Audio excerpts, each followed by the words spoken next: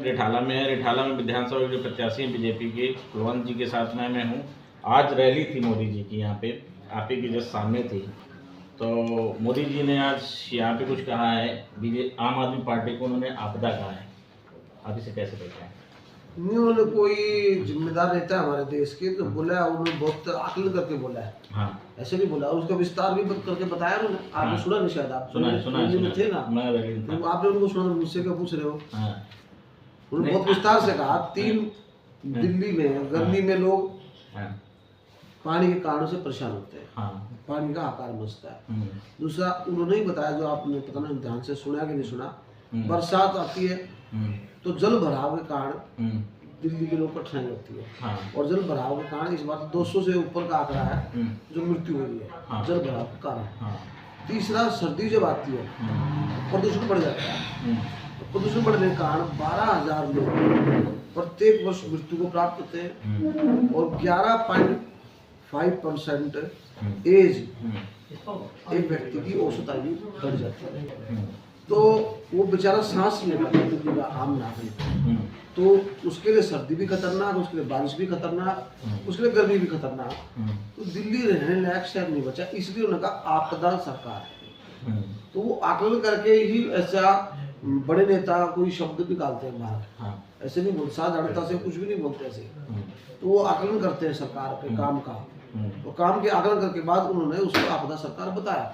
BJP ने आपको यहाँ से टिकट दिया है रिठाला से, तो यदि आप यहाँ से विधायक बनते हैं, पहले आप 3 बार विधायक रहे हैं, तो यदि आप यहाँ से विधायक बनते हैं तो सबसे पहले क्या काम कराएंगे? पहले तो मैं गंदे पानी से मुक्ति दिलाऊंगा। अच्छा, हमारा ये प्रयास है। पानी क्या रोहिणी में कुछ लोग तो बता रहे हैं पानी भी नहीं आता है। मैंने कहा ना, मैं जब विधायक था हाँ, तो पानी का भाव नहीं था। हाँ, और गंदा पानी तो मैं आने नहीं देता। हाँ, साफ पानी कहाँ से मिलता है वहां से जोड़ देता हूँ पाइप।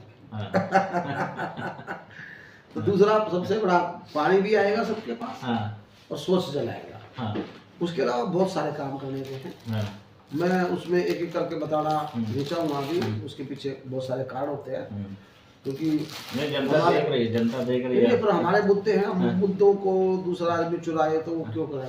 अभी उस समय अनुसार सड़कें की जो व्यवस्था है, सड़क मेरे काल में खराब नहीं होगी, सड़क में गड्ढा नहीं मिलेगा। न पहले आज की मैं बात कर रहा हूँ, आज तो सारी दिल्ली टूटी हुई है। हाँ, तो दिल्ली का सारा पैसा खा गए।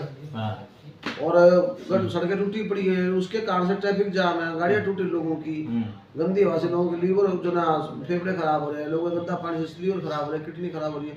तो सारा ही सिस्टम तोड़ रहा है, आदमी को तोड़ रहा है। तो वो निश्चित रूप से सड़क एक भी गड्ढा नहीं मिलेगा। अपने जब अपने को लोग काम देंगे, समाज हमको काम देगा, भाई लोग काम देंगे, तो निश्चित रूप से उनको बेहतर सुविधाएं मिलेगी। अच्छा, ये जो केजरीवाल ने 2100 वाला दिया है योजना, 2100 वाली योजना और ये संजीवनी योजना, इसको आप कैसे देख रहे हैं? संजीवनी योजना का जो हमारा, उसने एक विकल्प बनाया है आयुष्मान योजना को। आयुष्मान योजना माननीय मोदी साहब ने पूरे देश भर में लागू कर दी है। हाँ, और यहाँ के मुख्यमंत्री महोदय उसको संजीवनी का रूप देकर के उसको इस तरीके से लगाना चाहते हैं। यहाँ आयुष्मान नहीं लागू, दिल्ली में लागू की ना इसने नहीं।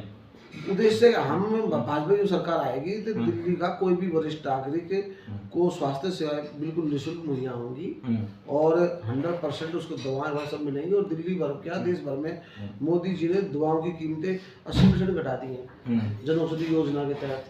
तो मोदी जी का एक ही ध्येय है प्रारंभ से कि इस देश के प्रत्येक नागरिक को बेहतर सुविधा स्वास्थ्य सेवाएं दें, बेहतर जीवन उसका हो। अब उन्होंने तय किया ना, केजरीवाल ने तय नहीं किया कि देश भर के गाँव में बिजली देना है, देश भर के गाँव में नल से जल देना है, देश भर के गांव में हमें सड़कें पहुंचानी है, देश भर के गांव में उज्ज्वला गैस देनी है। तो इन्होंने नहीं सोचा, उन्होंने सोचा ना, वो कुछ चुनाव की दृष्टि से तो नहीं उन्होंने किए। और किसान सम्मान निधि तो उनके कहने से तो कॉपी तो नहीं किया, ये हमारी कॉपी करो। महिलाओं के लिए जो हम लोग लाडली योजना लेके आए हैं, लाडली योजना का प्रारंभ मध्य प्रदेश से वो प्रारंभ हुई है। और उसके बाद में महाराष्ट्र में हमारी सरकार थी, तो हमारी सरकार ने एक किस्त तो किस्त दे दी थी, लागू करती है हमने। हम बोलते नहीं करते हैं। ये लोग बोलते ड्रामा कर रहे हैं वोट के चक्कर में। अब इसकी सरकार है, अगर हम वादा करेंगे तो हम तो पार्टी सत्ता में रहने के बाद ही करेंगे ना। वो तो सरकार में तो उसको आज करते हैं, एक किस्त मिला दे सबको 1800 रुपए हर एक महिला खाते में।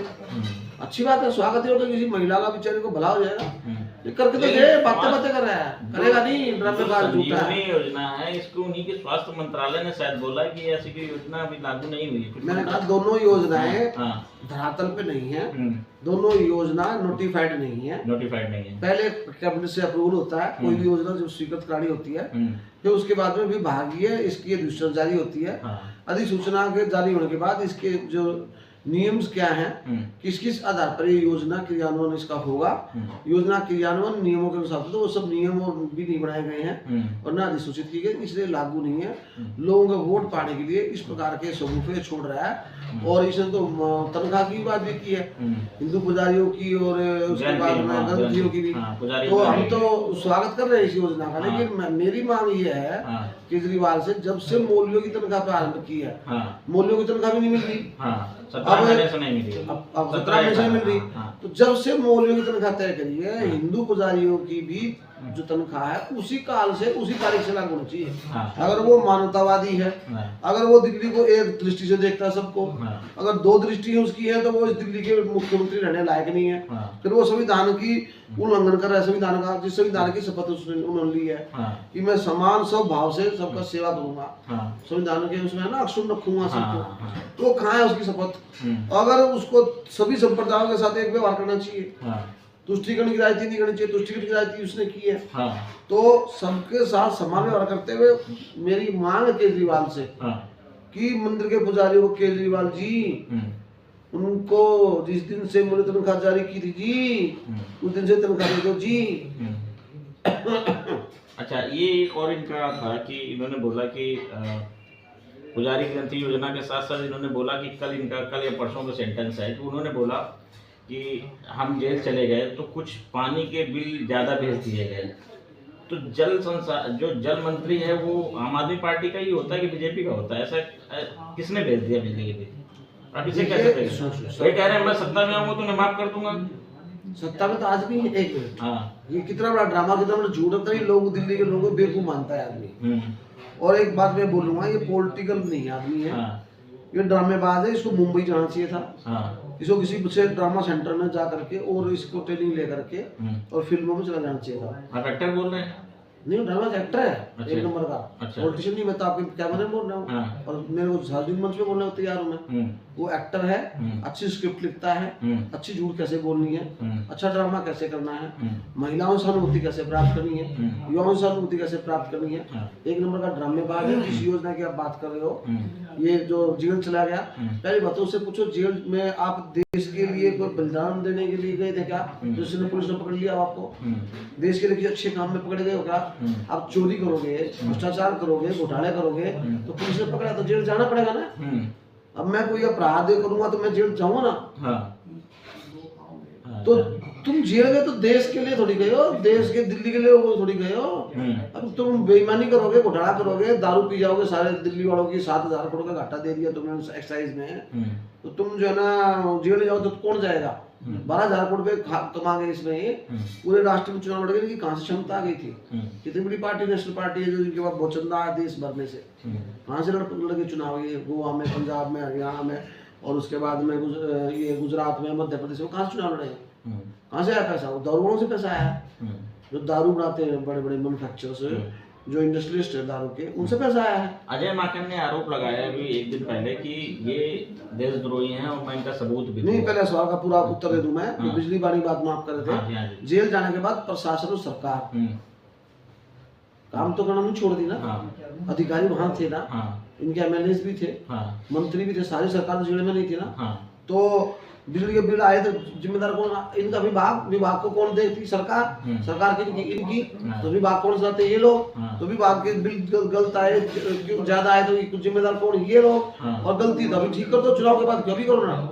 तो ये सब जुमलेबाजी है। ये व्यक्ति वोट पाने के लिए कुछ भी कर सकता है, किसी स्तर तक भी जा सकता है। मैं बोल रहा हूँ आपके पास, किसी भी स्तर तक जा सकता है। इसको कुर्सी का खून जो ना मुंह लग गया है, कुर्सी का मजा आ गया इसको, अब कुर्सी छोड़ के कुछ नहीं है आदमी।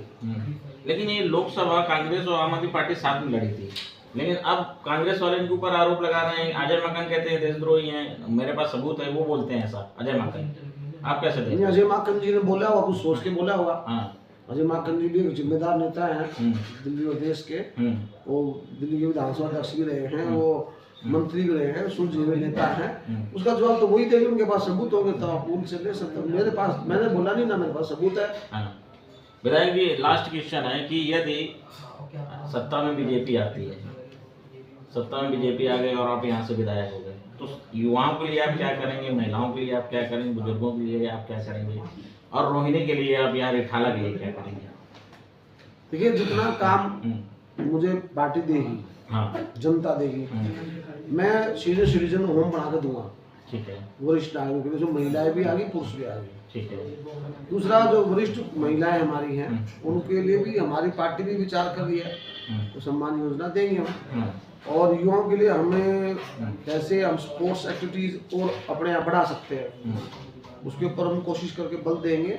और जितना इंफ्रास्ट्रक्चर हमारे पास है, जितनी भूमि हमारे पास उपलब्ध है, स्थान उपलब्धता के ऊपर है ना, जितना स्थान उपलब्ध है, देखते हैं कहाँ पे कुछ और सब पहुँचता, जितना भी होगा युवाओं के लिए हमें, मैं 100% दिल्ली यूनिवर्सिटी का एक कॉलेज बनवा के दूंगा अपने विधान से युवाओं के लिए। ठीक है, एक पहले दिया है मैंने, अच्छा, बिजनेस स्टडी का कॉलेज बनवा कर दिया है। और मैंने 25 स्कूल बनवाए, पहले 25 स्कूल युवाओं के लिए बनवाए हैं, बच्चों के लिए बनवाए हैं।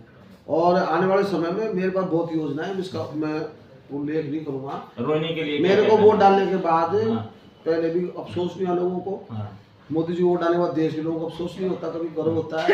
मेरे को वोट डालने के बाद लोगों को अफसोस नहीं होगा, गर्व होगा। मैं गर्व के लिए काम करता हूँ, अफसोस के लिए काम नहीं करता। जय हिंद।